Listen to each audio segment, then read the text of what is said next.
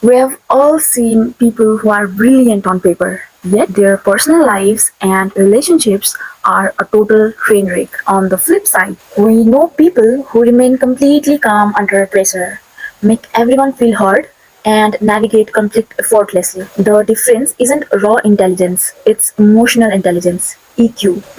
In anime, high IQ gives you a brilliant tactical battle plan, but high EQ is what keeps you alive, keeps your team together, and stops you from losing your mind. So today we are analyzing iconic characters from different anime and break down high EQ versus low EQ and how you can use these exact psychological tools in your own life.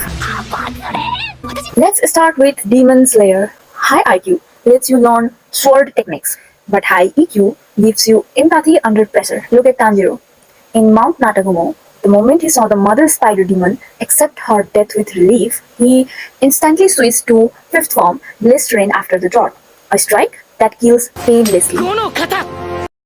High EQ people don't let anger blind them. Tanjiro recognizes the human trauma behind his enemy's actions without losing sight of his goal. Now, look at Shinobu Kocho. She is a genius master poisoner, but emotionally, she suppresses her rage under a polite fake smile because she can't process her grief. Suppressing emotions is not emotional control. It's an emotional pressure cooker waiting to explode. In Naruto, we see the ultimate contrast between emotional reactivity and emotional regulation. Sasuke Uchiha has top-tier battle genius, but his EQ is very low because he suffers from constant amygdala hijacks. When he confronts Danjo, his rage takes over.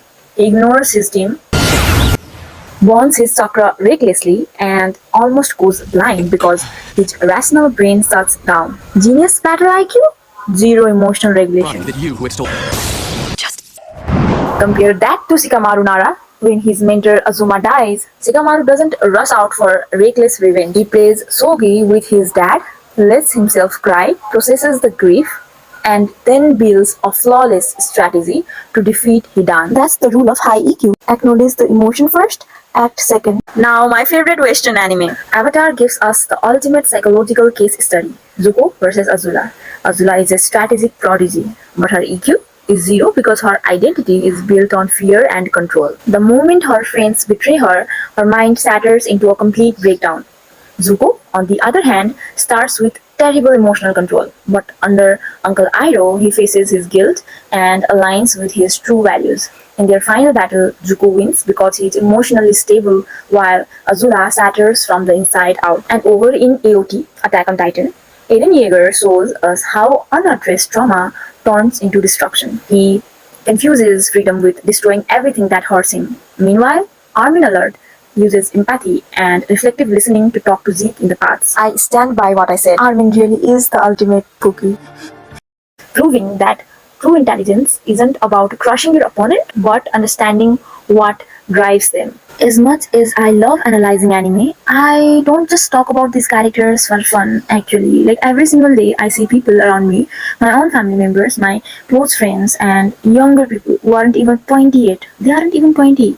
And they are in hospitals, silently drowning in anxiety, stress, and overwhelming pressure. We are living in an era where mental health struggles are peaking like never before. And it breaks my heart to see people suffering in silence when they don't have to. You might be watching this as a student stressing over exams, someone dealing with chaotic family dynamics at home, or someone struggling at work or feeling stuck in life. Anime characters show us what happens when mental health is ignored. But you don't have to carry that weight alone. You deserve to live a long, full, peaceful life, 40, 50, 60 years from now, completely free from being trapped by mental illness.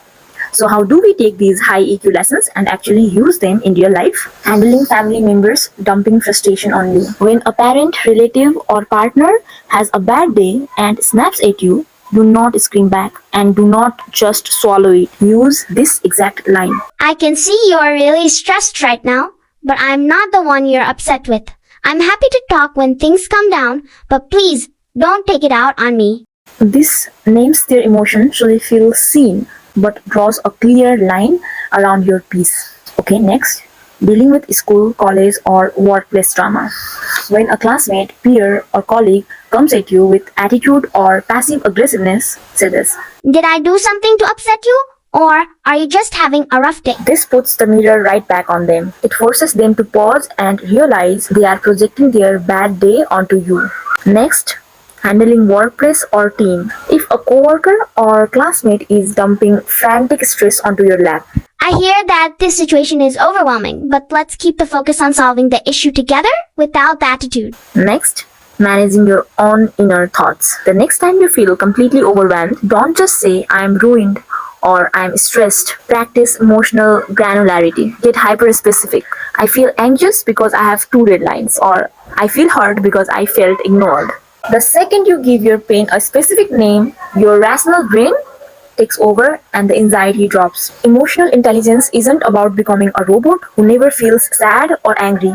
It's about becoming the master of your own mind so that no matter how chaotic the world gets around you, your inner world stays safe, healthy, and whole. I want to see everyone watching this video happy, healthy, and thriving for the rest of their lives. Because when you learn EQ, you aren't just learning good communication, you are learning how to save your own life. You learn that a bad moment is not a ruined life.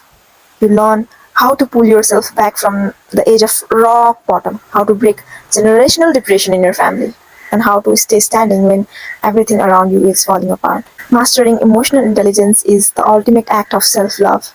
It's how you make sure that no matter how dark the world gets around you, your inner light never goes out. Which area of work are you working right now to bring more emotional peace? Take care of yourself, protect your mental health, and I'll see you in the next video.